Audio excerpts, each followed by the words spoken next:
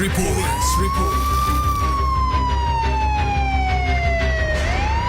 INPPO, Idol John Camin. Kinumpirmaran ni Provincial Director Police Colonel Frederick Obar ang may sa kadagiti sang hirda magbantay kin mangiwan-wan na dilinap or no skandal na kaday dia tiyempo tiya summer vacation kit itiya panagusarda tiya teknolohiya. Imbatad na adak sila tulong dagiti drones nang nangron na tiya panagapatrolyada sa dagiti tourist areas ken dagiti lugar apag dudupudupan dagiti tattao pasko makadagiti timbaan sa umadani na tiya Semana Santa. Inay na ang malakpid sa dagiti police stations ket katulungan da tiya Provincial Mobile Force Company Trinity Regional Mobile Force Battalion kada tiya tiyempo tapno lumamente naramit laeng itiya seguridad. Hilawlawag na ang malaksid sa dagiti atraksyon ang mabantayan ket karaman pay dagiti kabanbantayan ang lalukit na uso dagiti uram ang paspasamak ken babay na ti teknolohiya ket alisto ang madanon da dagiti lugar arumbeng na makita. Imo na ti dayta ket impasingke dati provincial headquarters ang nakasaganan iti Cebu Bukirahanay kada iti summer isud gapo nang adda dagiti na iulog a direktiba para iti panakaipaay iti natalged a probinsya.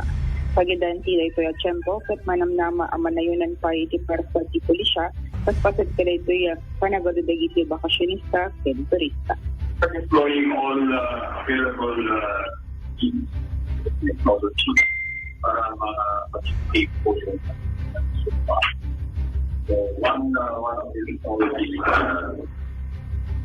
ginagamit po namin is the use of drones to patrol yung beaches, to patrol yung lakes, to patrol po yung busy areas natin like bridges, papasok na rin po yung holiday. So, kailangan po natin ng drones to even magnify yung accounting kapulisan natin. So, that will multiply po yung attention ng ating kapulisan.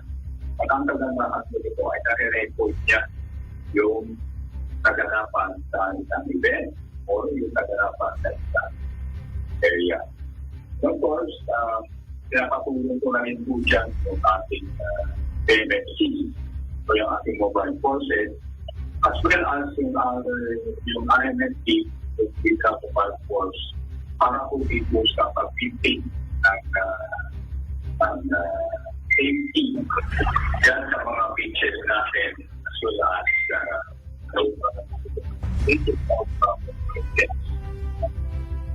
even yung bundok kasi mainit na panahon. So, yung forest fire naman natin, ganun din po, may mga lugar tayo na mahirap puntahan but with the use of drones, with the use of Starlink, mas napupuntahan natin ngayon yung mga lugar na mahirap puntahan. Pagka umakyat ka sa project nagsasalubong yung tuhod at saka yung baba o yung victim. Ibig sabihin maganda ng mundo, talagang pahirapan na yun. So, very indispensable tayo sa ating mga technology-based system. Iya panagsarita ni Provincial Director Police Colonel Frederick Obar. Okay. Sa Magiti Ilocos Norte Police Provincial Office, February 99.5 Basin Lawag, Idol John Gistin Tatak.